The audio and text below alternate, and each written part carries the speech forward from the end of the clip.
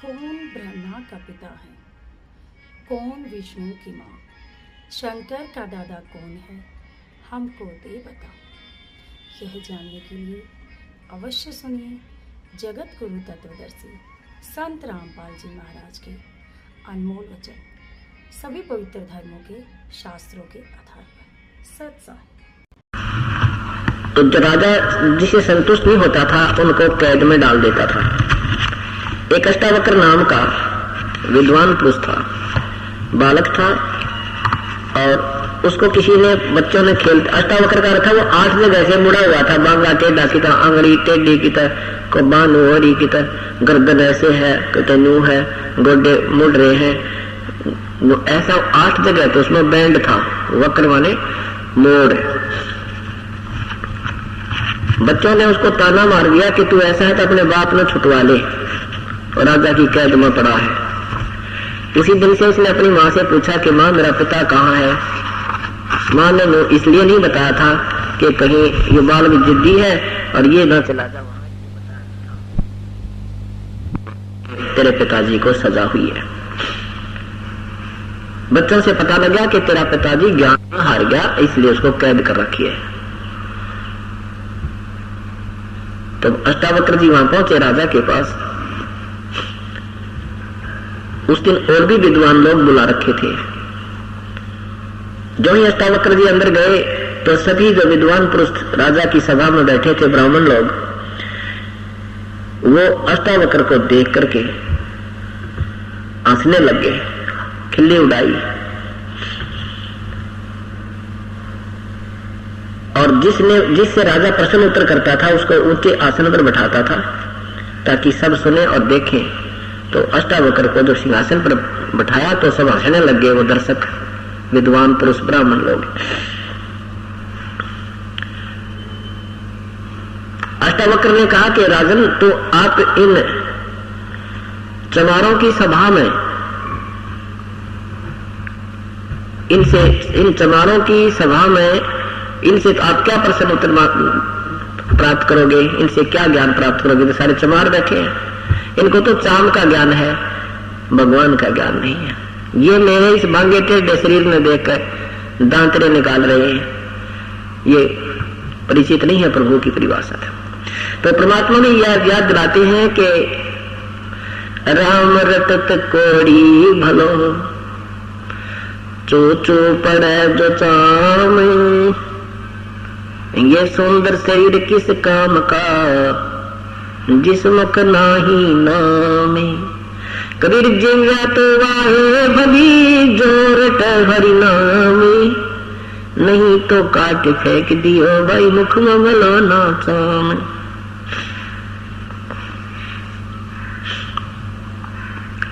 राम रटत दारी दर भलो, टोटी घर की छान, वो सुंदर महल किस काम के, जहाँ भक्ति नहीं भगवान।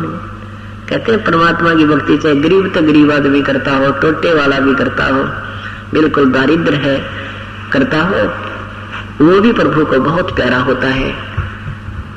और उन सुंदर महलों में रहने वाले जो प्रभु नहीं बचते, वो अपना जीवन व्यर्थ करे। वो सुंदर महल, वो सरल महल किस काम के, जहां भक्ति नहीं भगवान। नाम सहित बेवतन भला, जो दर दर मांग भीखा। कितनी प्यारी महिमा कर दी। और क्या भया छत्तर की छाचा लाए, राजपाट धेली का। परमात्मा कहते हैं कि सतनाम पूर्ण संत से प्राप्त होने के बाद चाहे आपको देश निकालना भी मिल जाए, आपको कोई घाटा नहीं है। आप उस राजा से भी उत्तम हो जो छत्तर की छानों के नीचे चलते थे, उनके ऊपर छतरी लगाई जाती थी जब राजा लोग बाहर निकलते थे, इतना उनका आदर सत्कार। कहती है राजपाट दिल्ली का। उस भक्त की, इस सच्चे नाम के उपासक के सामने पूरी पृथ्वी का भी कोई शासक है, इंद्र का राज भी कोई करता है, स्वर्ग का भी राजा है, तो भी वो बिगाड़ कर रहा है। बिगाड़ किसे कहते हैं?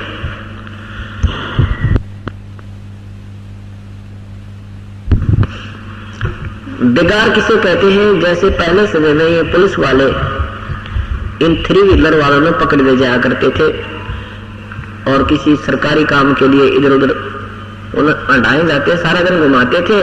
वो तेल भी अपने पास से डलवाता था, खाना भी अपनी जेब से खाता था और 1 मिनट की फुर्सत नहीं होती थी। वहां चल वहां चल, रात सुबह 6 बजे ले जाते, रात के 12 बजे छोड़ते। अगले दिन उससे पूछा करते थे साथी कि कल ना दिखा, कहाँ गया था? तो वो कहा करता, कल मैं डगार में फंस रहा था, कल मैं डगार में फंस गया था।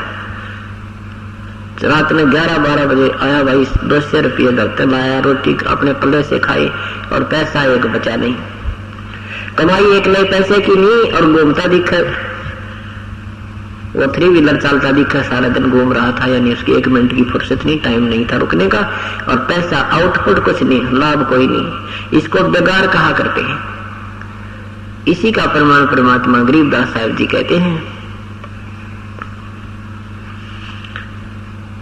कि परमात्मा की जो अगम निगम को खोजे ले वही बुद्धि विवेक विचारे, उदय अस्त का राज मिले तो बिन नाम बिगारे। अगम निगम को खोज ले और जरा सी सोच विचार करो अपने दिमाग तय कि यदि सारी पृथ्वी का भी तुझे शासन मिल जा रहा है और ये नाम नहीं है तो बेगार है, तो बेगार ले रहा है। राजा को 1 मिनट की फुर्सत नहीं होती, कभी चैन राजा को नहीं होता, बेशक वो मुट्ठी ला के बकवाद कर ले थोड़ी बहुत देर, दूसरी बात है ना दिन रात उसके पसीने आए रहा करें। क्योंकि एक छोटा सा घर का सदस्य मुखिया एक 5-7 परिवार के सदस्यों के पोषण में, पालन पोषण में, उनकी आवश्यकताओं को पूर्ण करने में कितना परेशान रहता है। और राजा के तो प्रजा पूरी उसकी संतान होती है, उसको बहुत दुख होता है। कहीं पर कोई अकाल गिर जावे, कितना कोई झगड़ा हो जावे, कितना आग लग जावे, कोई भूकंप तक दिक्कत आ जावे, और फिर अपने उस राजनीतिक तिगड़मबाजी का तो कहना है कि कितना परेशान रहता हो। इसलिए बताते हैं कि यदि उदय अस्त का भी तुझे राज मिल जाए, पूरी पृथ्वी का भी शासन आपको प्राप्त हो जाए, तो भी बिना भक्ति बिना सतनाम के वो बेगार है, बेगार।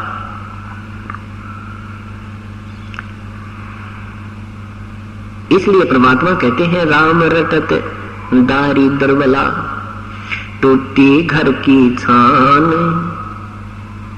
इतना गरीब हो कि उसके घर की ऊपर तो छान यानी छत भी टूटी हुई, उस झोंपड़ी।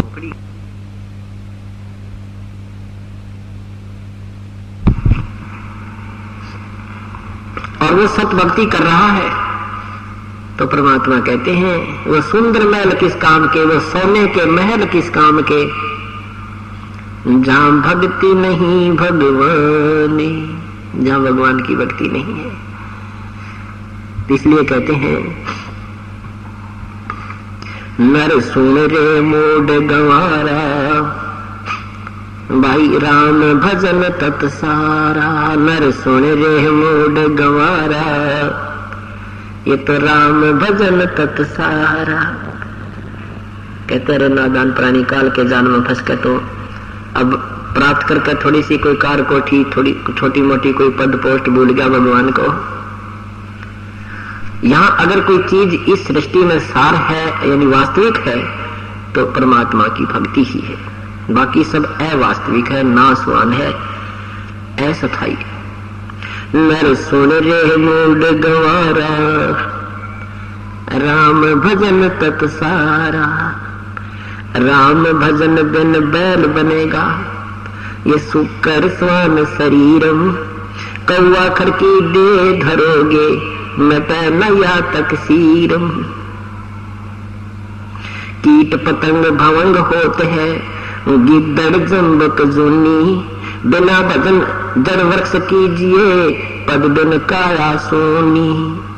भक्ति बिना नरखर एक है, जिन हर पद नहीं जाना। पार ब्रह्म की परख नहीं रे, पूज मरे पाषाण। सथावर जंगम में जगदीशम, व्यापक ब्रह्म बिनानी। निरानंद न्यारा नहीं दर्श, ये भुगते चारों खानी। तोल न मोल वजन नहीं आवे, अस्थिर आनंद रूपम। घटमट में तत् से न्यारा, सो हम सत्य स्वरूपम। बादल छा ओस का पानी, तेरा ये उन्माना। 8 पतन कृत्रिम सब झूठा, ये रंचक सुख लिपटाना।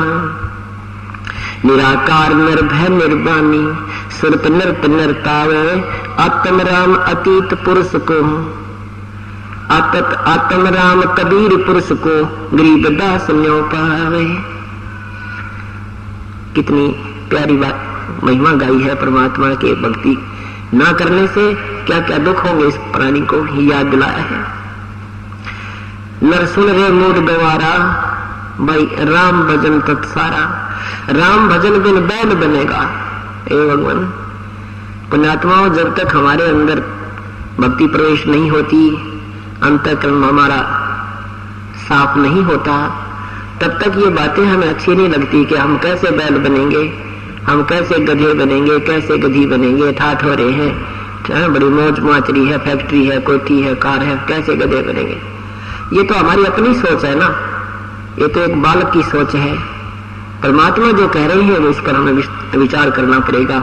उन्होंने वैसे नहीं कहा। पहले इस दास को जब ये कहानी पूरी समझ में आई अपने साथियों को भी बताते थे,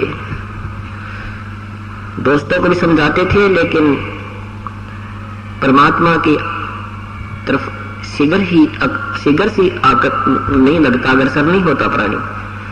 बेशक वो कितने श्रद्धालु भी है, हम इतनी ही भक्ति चाहते थे कि जैसे कहीं आत्मा जो पुकार करती थी, क्योंकि आत्मा का आहार परमात्मा की भक्ति शुभ कर्म धर्म आदि करना ही होता है और मन का आहार बकवाद करना होता है। शराब पीना, मांस खाना, सिगरेट पीना, तमाशा देखना, धन जोड़ जोड़ कर इकट्ठे कर करके एक कोठी बना ले, दो बना ले, एक और बना ले, दो प्लाट ले ले और फिर मृत्यु हो जाए, फिर ये पशु बना पावे। उस कोठी की छाया में भी बाहर भी नहीं बैठ सकता ये नादान प्राणी। और मन का ये सांग है कि ये नूराज जी की परमात्मा की भक्ति ना करे और ये ऊट पटांग कामों में ये आत्मा लगी रहे। जब आत्मा की पुकार होती थी, आत्मा की कई तरफ होती थी, तो इसको ले जाता था ये मन। कहाँ? मंदिर में धोख मार ले, गंगा जी में नहा ले, बेड़ा पार हो जाएगा, 7 बार हनुमान चालीसा कर ले, शुक्रवार का व्रत कर ले, मंगलवार का व्रत कर ले। और ये आत्मा बेचारी इस मन के बहकावे में आके लगी रहती थी। बस फिर गुट्टी भी ला ले, बीड़ी भी पी ले, ताश खेल ले, सिनेमा देख ले, वो भी पैरेलल काम चलता रहता था। तो परमात्मा कहते नहीं। अब पता लगा जिस भक्ति मार्ग पर आए तो मन अब भी बकवाद करने की चेष्टा करता है, लेकिन अब आत्मा का आहार ज्यादा हो गया और मन का आहार बिल्कुल समाप्त ही हो चुका है। अब मन कमजोर हो गया, आत्मा तगड़ी होगी। अब ये इसकी बातों में आती नहीं। इसलिए परमात्मा हमें याद दिलाते हैं कि हम परमात्मा की भक्ति पर जब लगेंगे तभी हमें ज्ञान होगा। तो जब समझाते थे उन अनजानों को कि भाई भगवान की भक्ति कर लो, नहीं तो पशु बनोगे, बैल बनोगे, तो क्या कहते थे? किसने देखा भाई, किसने देखा आगे का क्या बनेंगे? चलो हमने नहीं देखा, संत बता रहे हैं। ये कोई बालक थोड़े ही थे, अनजान थोड़े ही थे। और इन्होंने देखा, इनकी आंखें थी, हम अंधे हैं। और अंधों को कोई आंखों वाला बताता है, उसकी वो मानता नहीं, और उसके आंख है नहीं और स्पीड खींच रहा, चल रहा स्पीड पे। तो रास्ते में कोई सूरदास जा रहा था, आगे से किसी ने बताया कि भाई इधर कहाँ जा रहे हो? ये तो आगे बहुत भयंकर वन है और इसमें एक बार सूरदास प्रवेश कर गया तो तेरा जीवन व्यर्थ है। कोई हिंसक जानवर खा जाएंगे और नहीं तो उसमें आवाजें लगा लगा मर जाएगा, तुझे रास्ता नहीं मिलेगा, वापस आ जा तू।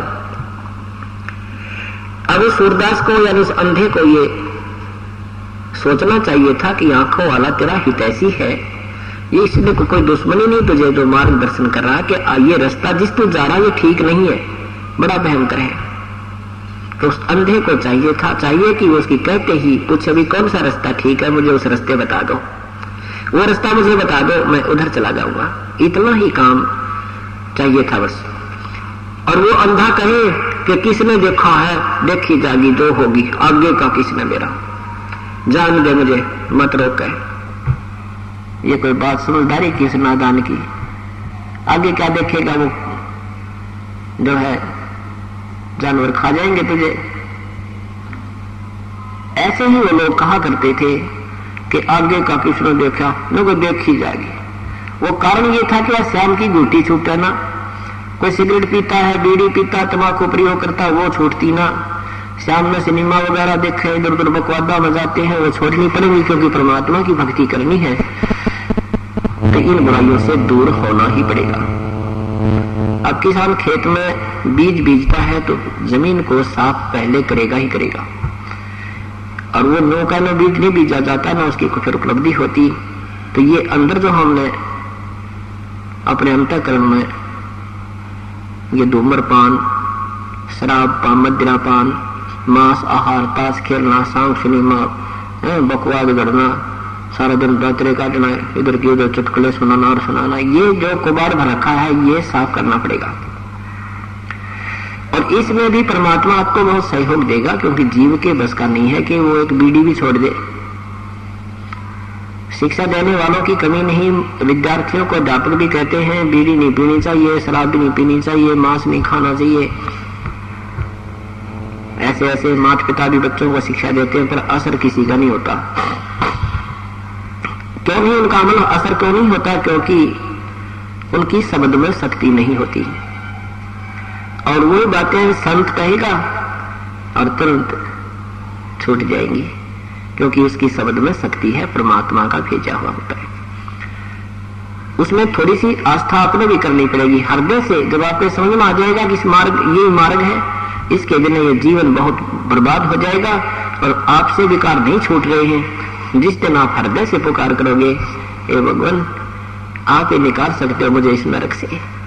आत्मा जब आत्मा से, मन की नहीं सुनता परमात्मा, उसी दिन इस मन का ये लगाम डाल देगा परमात्मा।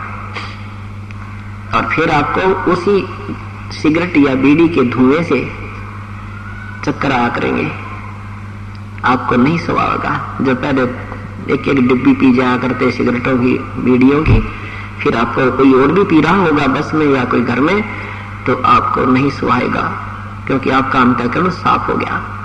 श्वास का सिमरण इसलिए दिया जाता है कि हमारे अंदर जो एक द्वार है, सुषुम्ना द्वार जिसको कहते हैं, उसके ऊपर ये साथ में ब्रश का काम भी करता है और हमारी कमाई भी बनती है। तो वो बिल्कुल साफ हो जाता है, और फिर इसके उस साफ हुए हुए उस द्वार पर जब फिर दोबारा कोई धुआं टकराता है तो उससे स्वीकार नहीं करता कि वो निर्मल हो चुका है, पहले उस पर परत जम चुकी थी।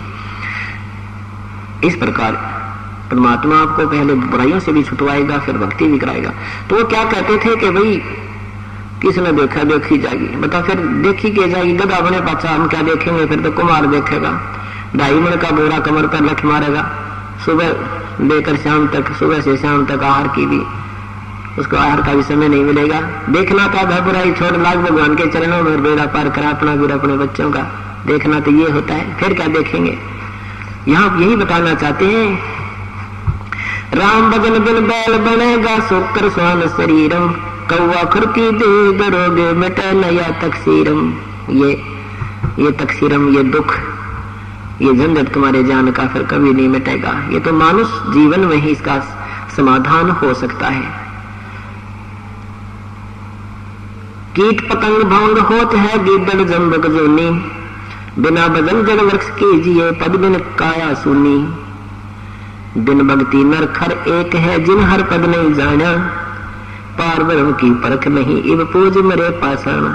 कहते जो भक्ति नहीं करते उसमें मनुष्य में और गधे में कोई अंतर नहीं है। हम देखा करते हमारे माता पिता को, जब ये किसान का काम करा करते, पशु को भी आराम हो जाता पर इंसान को रेस्ट नहीं होता। इतना परिश्रम करना पड़ता है केवल 2 रोटी के लिए। मजदूर को देख लो, पल्लेदार ने देखो, सुबह तो लेगा शाम तक बोरी गद्दा गद नून फिर उड़े ठाकर उड़े, सारा धूल भरा पड़ा है। तो परमात्मा कहते हैं अगर नाम भी साथ जपते रहो, चलो मजदूरी भी करे, किसान वाला काम है, दुकान का है, कोई नौकरी का है, राजा है, परमात्मा भी साथ बजते रहो, अपनी मजदूरी भी करते रहो। एक पंथ 2 काज, दोनों काम हो जाए। इतना ही कहना चाहते हैं प्रभु कि तुम अपना काम भी करो पर भगवान भजो, पर बकवाद न छोड़ दो, ये आज्ञा पार पड़ेगी। तो क्या बताते हैं कि तुम भक्ति भी करते हो। अब पल्लेदार में और गधे में के अंतर है भाई।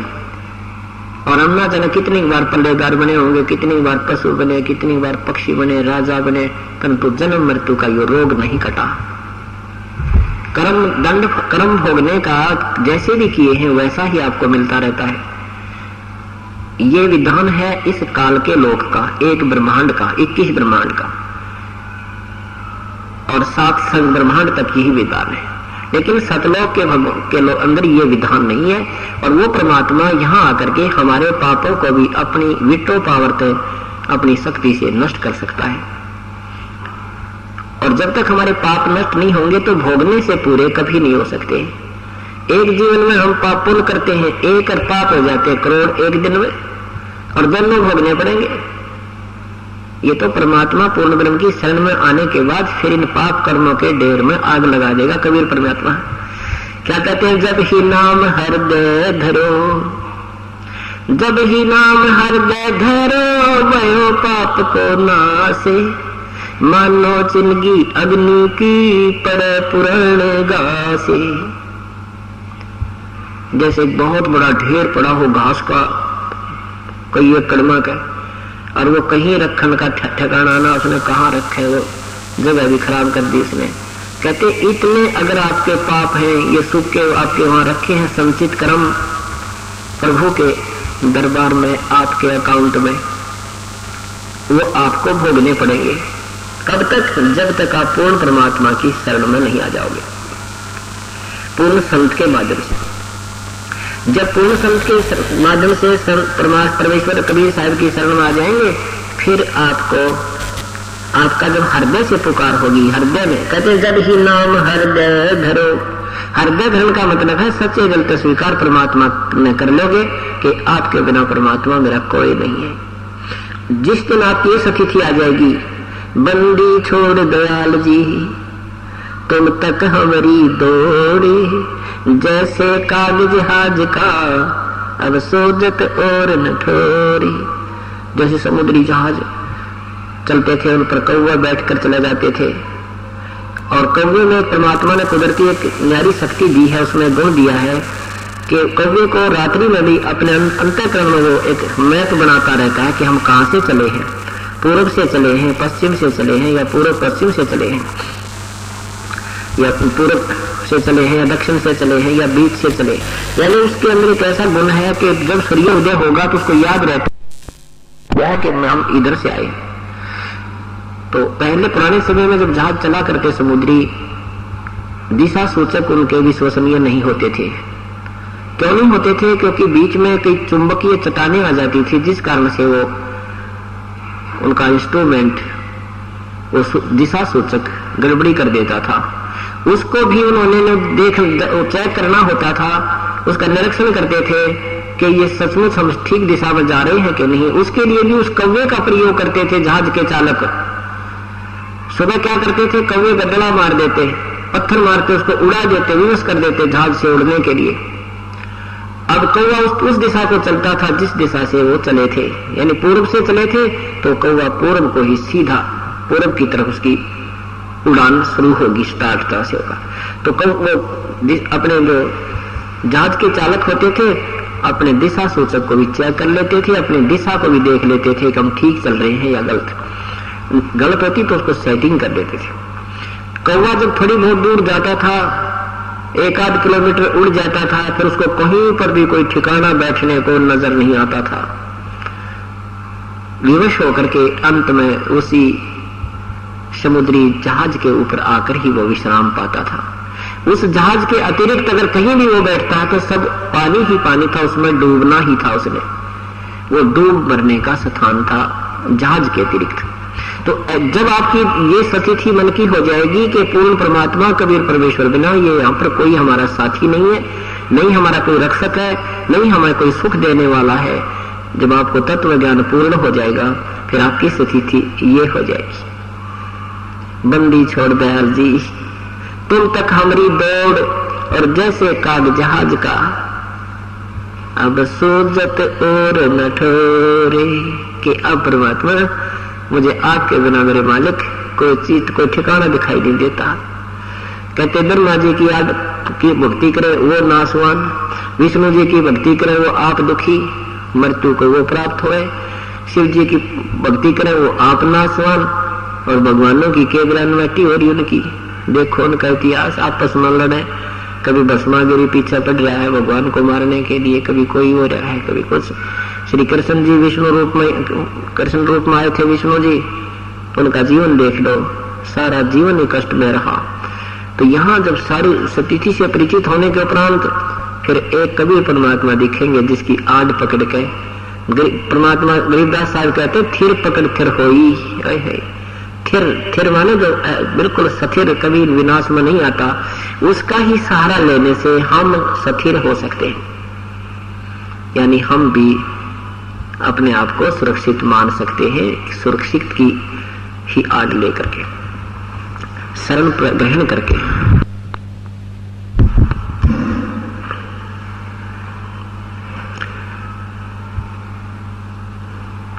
तो उसमें कहते हैं जब ही नाम हृदय धरो भयो पाप को नासे। जब आपके दिल में आ जाएगी, कहती आत्मा पुकार न्यारी होती है, मन की बकवाद न्यारी होती है। जिस दिन आपने आत्मा जब आपकी रो के मालिक से अर्ज करेगी, क्योंकि ये आत्मा का पिता है, ये अपनी आत्मा को रोती नहीं दे सकता, पर यार रोती है कोई ना उसके लिए। या तो बेटा न रोए, का बेटी न रोए, का कार न रोए, का कोठी न रोए, ये मन रोए जा से इसने। और वो परमात्मा ने विधान बना रखा है, अगर जैसा तेरा कर्म है वही दूंगा। और इस शरण में आने के बाद फिर बेटे बेटों के लिए भी तो आत्मा रोएगी, इनको भी सुख देगा ये, पर उसमें अंतर्भाव होगा। आपकी कमाई से उधर कन्वर्ट किया जाएगा जो बच्चे नाम नहीं ले रहे, और जो बच्चे भी साथ में नाम ले रहे हैं फिर हो सकता है कोई ना फिर थोड़ा बहुत क्रेडिट दे भी देंगे तो कोई दिक्कत नहीं आती, लेकिन हम समझदार हो जाएंगे, बच्चों को उतना ही देंगे जितनी इनकी हो सकता है। जैसे पिता के पास 20 लाख रुपए है और बच्चा मांग रहा है तो उसने घने 20,000 देगा, वो भी कई बार मांग लेगा, जो कोई दिक्कत नहीं हो सकता, देखी तो दे दे। ऐसे ही जब आप भी और बच्चे भी लाइन पर लग रहे हैं, भक्ति कर रहे हैं, उनके ऊपर कोई आपत्ति आती है और आप भी पुकार कर दोगे अंतःकरण से, रो के भगवान आपका बालक है देखिए, यानी आपने संकेत किया, लेकिन उसमें आपका भी क्रेडिट उधर से दे देगा भगवान। आपकी कमाई से भी उस बच्चे को राहत दे सकता है, दे देगा। चाहे नाम ना ले रहा उसको भी दे देगा, लेकिन आपकी कमाई खत्म होने लग जाएगी। तो इस प्रकार हम फिर सियाने, पहले तो हम करेंगे ऐसे डाइवर्ट, उस करने से हमें तुरंत पता लगेगा मेरे बेटे की जान आज मेरी पुकार से कबीर परमात्मा ने बचाई है, ऐसा आपको प्रमाणित कर देगा। फिर आप सियाने हो जाओगे, बड़े हो जाओगे, फिर समझने लग जाओगे कि नहीं, बच्चे को ही कहेंगे बेटा भगवान याद करे, पुकार कर भगवान के आगे, फिर उसी के क्रेडिट उसी को मिलेगा, और फिर उसके पास एक विटो पावर भी है।